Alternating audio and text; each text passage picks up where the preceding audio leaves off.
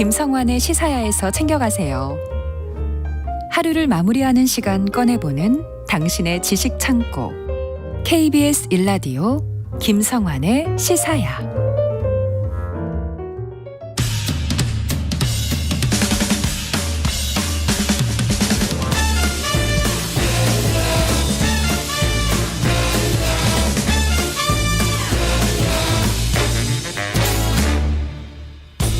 일상 속 활력을 찾아내는 시간이죠. 무엇이든 보러 가세요. 공연 제작사랑 안영수 대표 나와 계십니다. 안녕하세요. 예, 안녕하십니까. 오늘도 흥미로운 공연을 소개하기 위해서 달려온 공연 알림이 안영수 인사드리겠습니다. 요즘 날씨 정말 좋죠? 날씨가 네, 이런 대학로 표현, 있으니까 얼마나 더 좋겠어요. 날씨가 미쳤다 이런 표현 괜찮나요?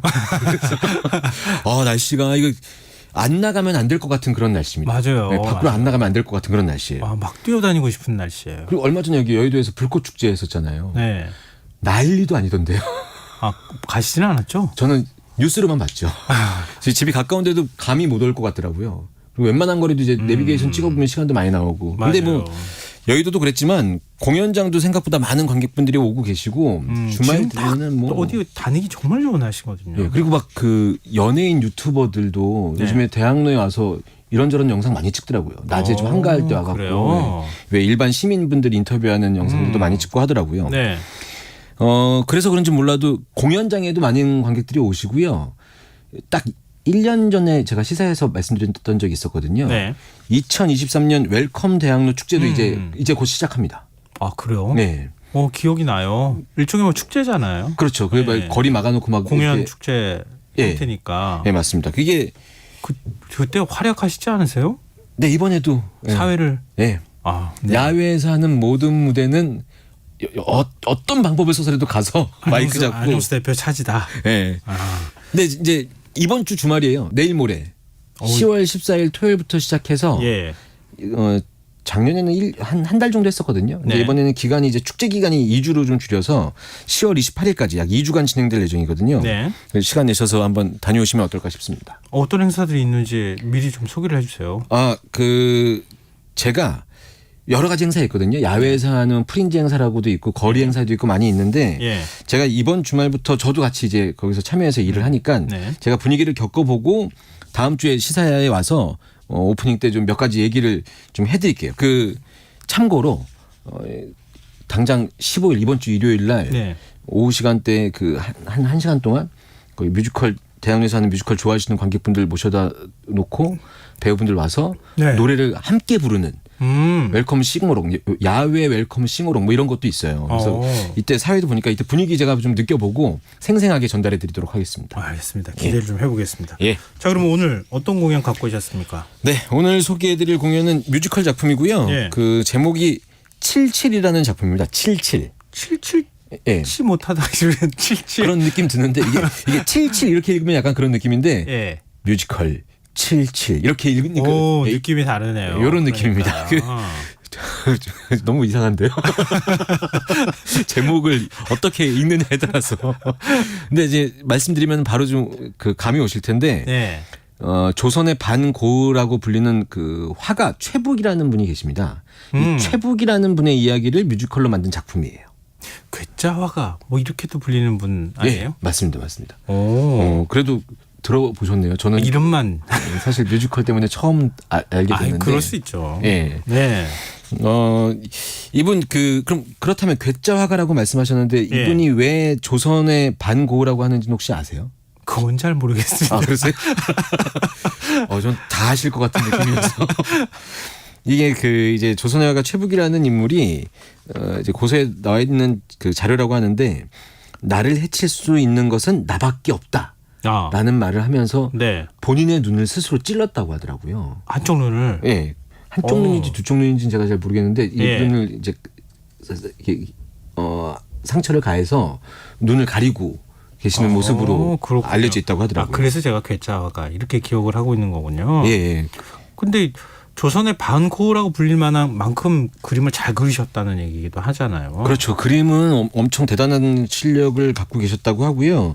이제 그 방금 말씀드렸던 눈을 스스로 다치게 했었다는 그 실제 사건에 작가적인 상상을 더해서 이 작품을 만들어지게 된 거거든요. 이 작품이. 그러니까 워낙 개인적인 좀 뭐라 그러죠? 스토리를 갖고 있는 화가니까. 네네네. 거기에 살짝 뭔가 더하기만 해도 네. 뭔가 이렇게 대화 드라마처럼 쫙 스토리가 나올 수 있는 거네요. 그렇죠. 이 사람은 왜 이런 행동을 했을까라는 작가적인 상상을 더해서 어떤 사연이 있었을 것이다라는 거를 이제 스토리라인을 크게 만들어 놓고 이거 이제 드라마적으로 뮤지컬적으로 좀 꼬기도 하고 표현을 하면서 만든 작품이라고 설명드릴 수 있을 것 같아요. 고도 자신의 귀를 그렇게 한 것처럼 예. 그거랑 좀 비교되는 측면도 있는 것 같고요. 예. 작품 줄거리를 조금만 좀 얘기해 주세요. 네, 작품 줄거리 말씀드리겠습니다. 라고 해야지 이제 정상적인데요. 네. 근데 제가 이 작품 그 줄거리를 말씀드리기가 좀 꽤 힘든 작품이에요. 왜냐하면 왜요? 거의 이제 모든 내용이 공연을 보실 분들에게는 스포일러로 작용할 수 있을 만한 내용들로 처음부터 구성이 되어 있더라고요. 제가 공연을 가서 봤는데. 그래서 이제 이 부분을 좀 미리 양해를 구하고 좀 말씀을 드려야 될 것 같아서. 공연 보러 가실 분들한테는 예. 좀 스포일러가 될 수 있다. 예. 그러니까 스포일러가 100이라고 생각하면 오늘 제가 줄거리 말씀드리는 부분은 스포일러가 한 20-30밖에 안 되는데 그래도 약간 스포일러가 있을 수도 있고 안 보러 가실 분들도 내용을 좀 호기심 있게 들으시는 분들이 계실 수 있잖아요. 네. 이분들에게도 미리 말씀드리지만 제가 말씀드리는 줄거리가 진짜 줄거리가 아닐 수도 있다는 말씀을 드려야 될 것 같아요. 이거 사기성이 짙은 스토리인데요. 이거 이렇게 해서 알려드리면 안 되는데. 네. 그런데 제가 말씀드리는 이 줄거리가 공연 중에 나오는 줄거리이긴 하니까 사실이 아닌 건 아닙니다. 네. 말씀드려 보겠습니다. 예. 조선에 이제 그림을 잘 그리는 최북이라는 인물이 있다고 말씀을 드렸고, 네. 이 최북은 그림으로 먹고 사는 이제 직업 화가라고 말씀드릴 수 있어요. 그리고 이제 아까 그림 잘 그린다고 말씀하셨는데 당시에 최산수라고 불릴 정도로 산수화의 달인으로 이름을 떨치게 됩니다. 근데 이제 이 최북이 말씀하셨던 것처럼 좀 이상한 부분이 있는 분이거든요. 네. 본인의 그림을 다 그려놓은 그림을 물에 담근다거나 이 그림을 팔기로 해놓고 그림을 찢어버린다거나 이런 좀 기이한 행동들을 합니다. 그래서 이제 이런 기이한 행동 때문에 사람들이 최북을 슬슬 떠나게 되죠. 결국 이 최북이라는 사람 옆에는 무영이라는 유일한 친구만 한 명 남게 돼요. 네. 그래서 이 친구와 함께 최북이 금강산에 가서 정말 최고의 그림을 그려보자. 산수화의 달인이니까. 예. 그래서 금강산에 떠납니다. 예. 그래서 그곳에서 정말 최고의 그림을 그리게 돼요. 그리고 나서 시간을 보내고 있는데 이 최북에게 그 당시에 세도가 원준이라는 사람이 그림을 사러 딱 옵니다. 예. 그러면서 이 원준이라는 사람이 최북과 그 무명에게 옛날 이야기를 하나 해주겠다고 해요. 예. 그러면서 옛날 이야기를 하기 시작하죠. 예. 여기까지가 제가 말씀드릴 수 있는 줄거리의 다가 아닌가. 스포일러를 최대한 빼고. 예. 아니 무슨 이렇게 감질나게 설명해 주셨어요. 조금 더 해주셔야지. 근데 이제 이 그 찾아온 원준이라는 사람의 이 옛날 이야기를 듣게 되면 이 모든 스토리가 확 풀리면서 쫙 듣게 뭔가 되는데 숨겨진 뭔가가 있구나. 예, 제가 코드가. 대본에는 없는데 하나만 팁을 드리자면 예. 이 원준이라는 사람과 최북이라는 사람이 예. 굉장히 얽혀 있는 굉장한 아빠입니다. 아빠. 두 사람은 몰랐는데. 예, 그렇죠. 그러니까 그 최북이라는 사람과 원준이라는 사람의 관계가 그런 관계가 있는데 이 원준이라는 사람이 이제 얘기를 하면서 모든 게 이제 풀어지게 되는 거죠. 그런 내용을 근데 갖고 여기까지 있습니다. 얘기하셔도 예. 이거 뭐 공연 보는 데는 전혀 지장 없을 것 같아요. 제가 볼 때는. 예. 예. 근데 공연 보시면 요 정도 말씀 제가 드린 건 어느 정도의 그 분위기나 배우의 텐션을 봐도 이런 사연이 아니야 이렇게 좀 느껴질 수 있는 부분이거든요. 근데 이걸 어떤 사연으로 만들어 놨느냐 네. 이건 이제 공연장에서 느끼시면 될 것 같습니다. 그러니까 줄거리를 제가 말씀드리긴 했는데 이 드라마가 그렇다고 뭐 스릴러 장르 이런 건 아니거든요. 네네. 그래서 뭐 놀랄만한 이런 반전이 있는 건 아니에요. 그런데 또 한편으로는 드라마적으로는 또 큰 반전이 있어서 제가 지금까지 말씀드렸던 어떤 최북과 무영의 이야기가 다시 해석이 되어야 되는 부분이 생기게 되거든요. 네. 이제 이런 부분을 공연장 가셔서 확인하시면 될 것 같고요. 예. 그걸 이제 작품 다 보시게 된다면은 그 말씀드렸었던 최북이 스스로를 눈을 다치게 한 이 이유 이런 것들까지 쫙 알게 되시면서 이런 작가적 상상을 어떻게 했는지를 좀 확인할 수 있는 기회가 되지 않을까 싶습니다. 자, 우리 이 대목에서 노래 한 곡 듣고 가죠. 예, 좋습니다. 그 공연 줄거리를 이해할 수 있는 노래를 준비하려고 해도 잘 찾기가 힘들더라고요. 이게 다 반전이 이렇게 꼬여 있어서. 그래서 제가 공연을 봤을 때 가장 인상 깊었던 넘버를 하나 갖고 왔거든요. 예. 극 중에 이제 공연의 거의 말미에 최북 이 주인공이 부르는 마지막 넘버 중에 살아있다라는 넘버가 있어요. 네. 아주 간절하고 호소력이 짙은 노래거든요. 네. 이 노래 한번 들어보셨으면 좋겠습니다. 네, 함께 듣고 오겠습니다.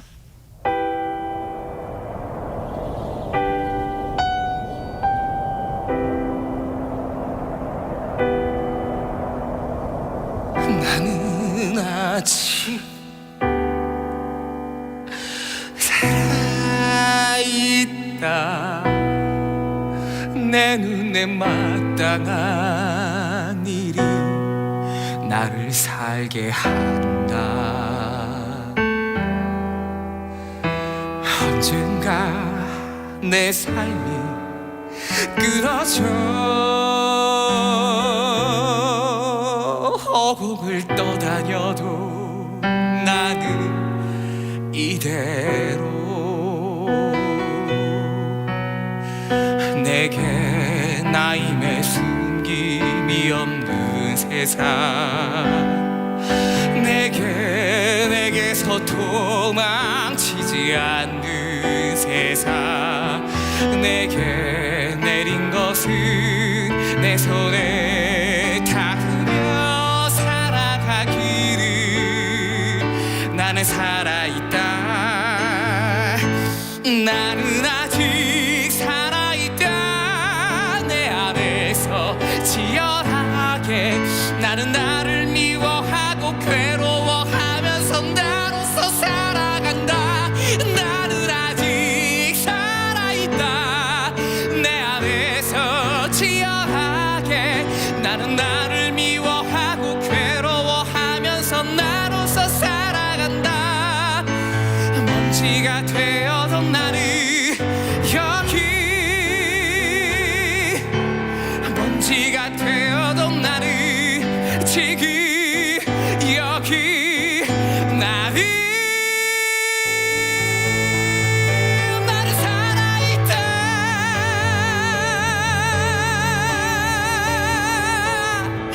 나는 나를 미워하고 괴로워하면서 나로서 살아간다. 나는 아직 살아있다. 내 안에서 치열하게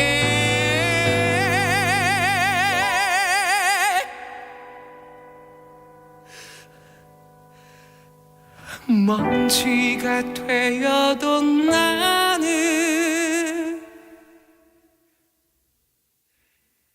살아있다.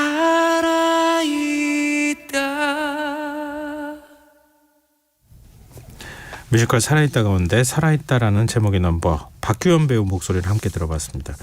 오, 그 박규현 배우가 그럼 최북 역을 예. 하는 거죠? 예, 그 노래 들으셔서 아시겠지만 네. 목소리 그러니까 노래가 음역대가 굉장히 하이인 배우거든요. 네. 근데 이 최북 역할하면서 맨 마지막에 이 노래를 쫙 부르면 뭐 다른 같은 역할하는 다른 배우들도 그렇지만 네.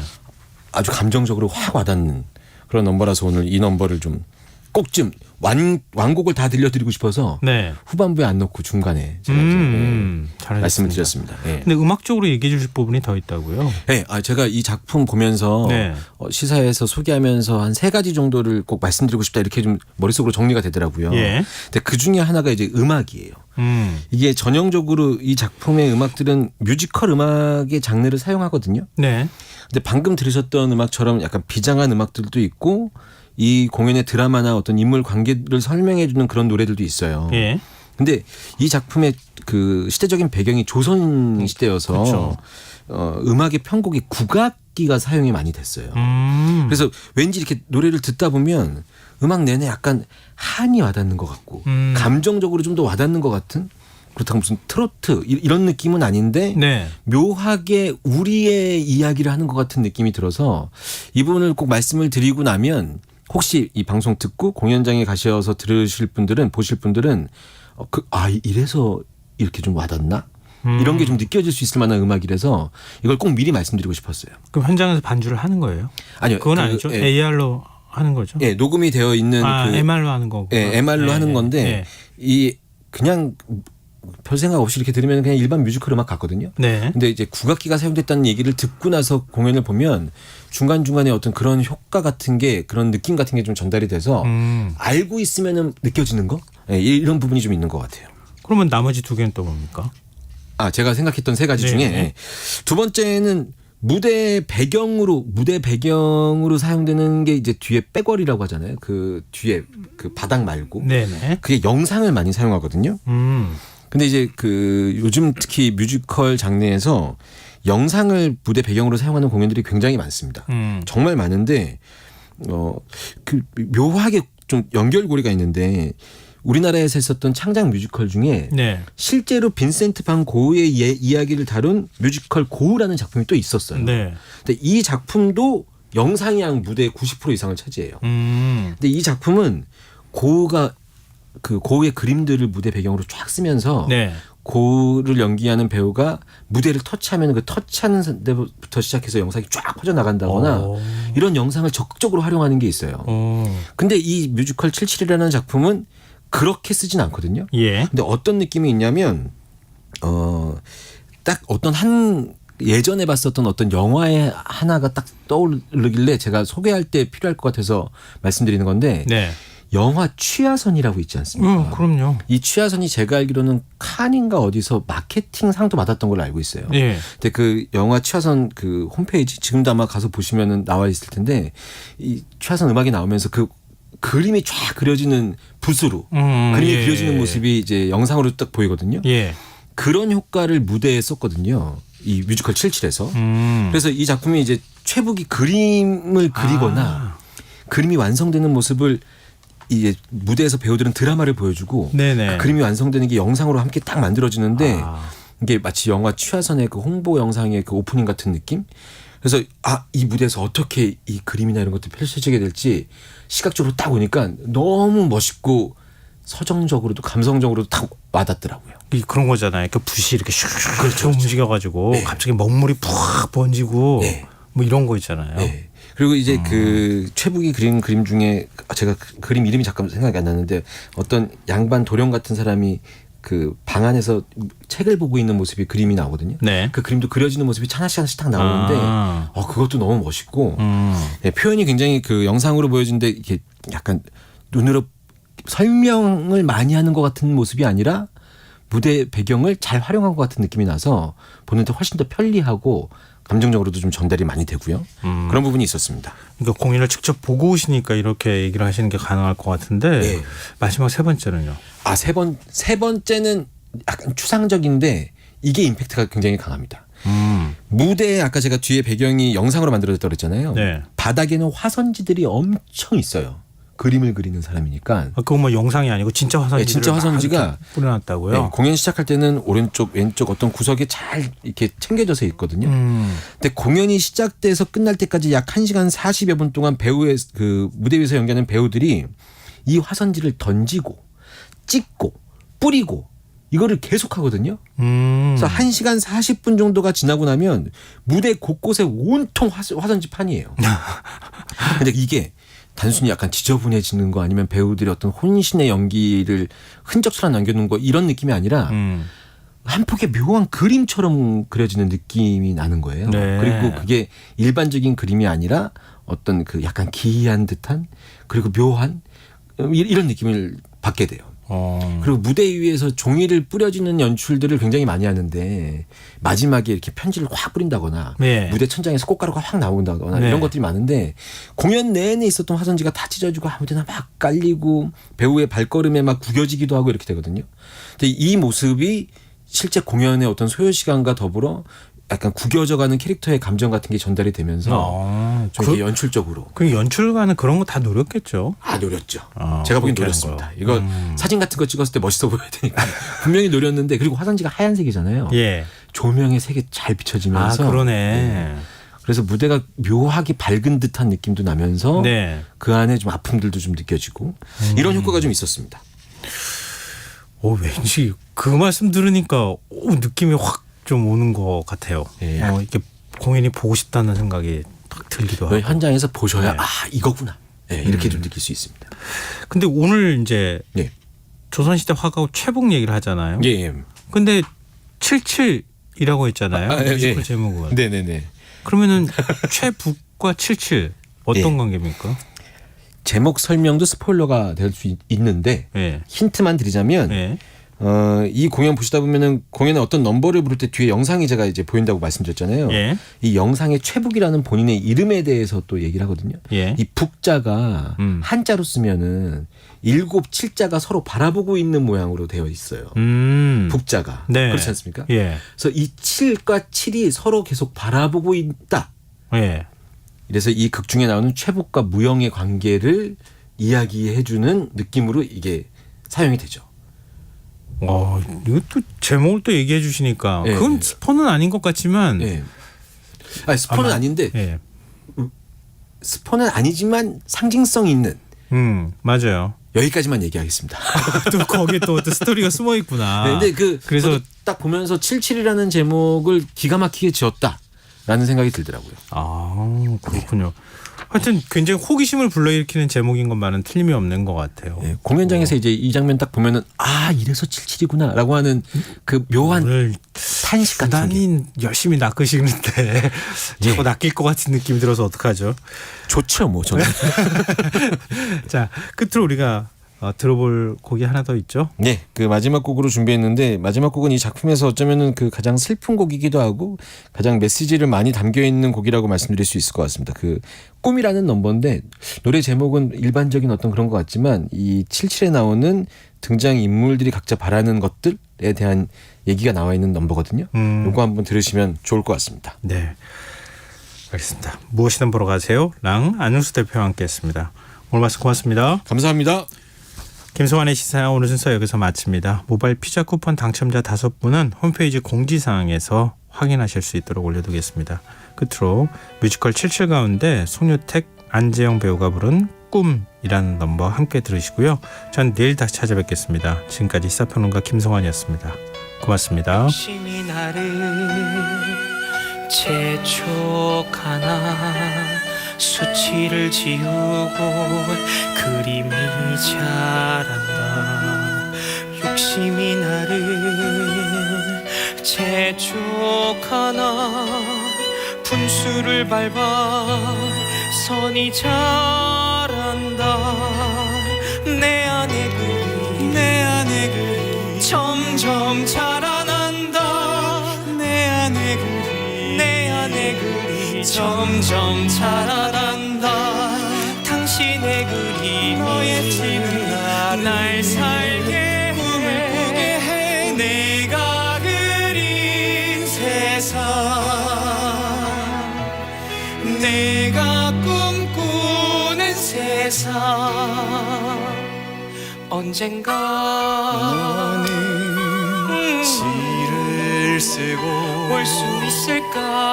나는 그림 그리는 햇살이 나는 먹은 반짝빛 나는 그대의 그림 속에서 풀밭에 앉아 내 안에 그리 점점 자라난다. 내 안에 그리 점점 자라난다. 그날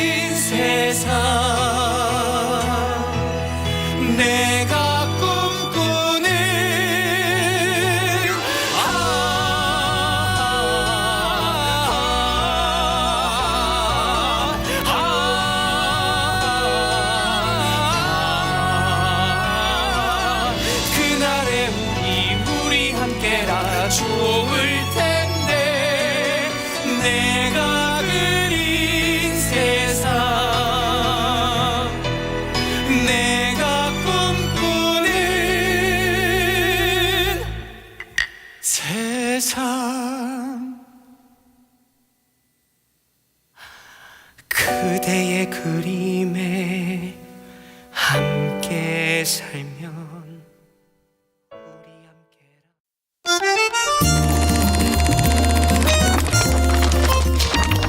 강유정의 영화관, 정여울의 도서관.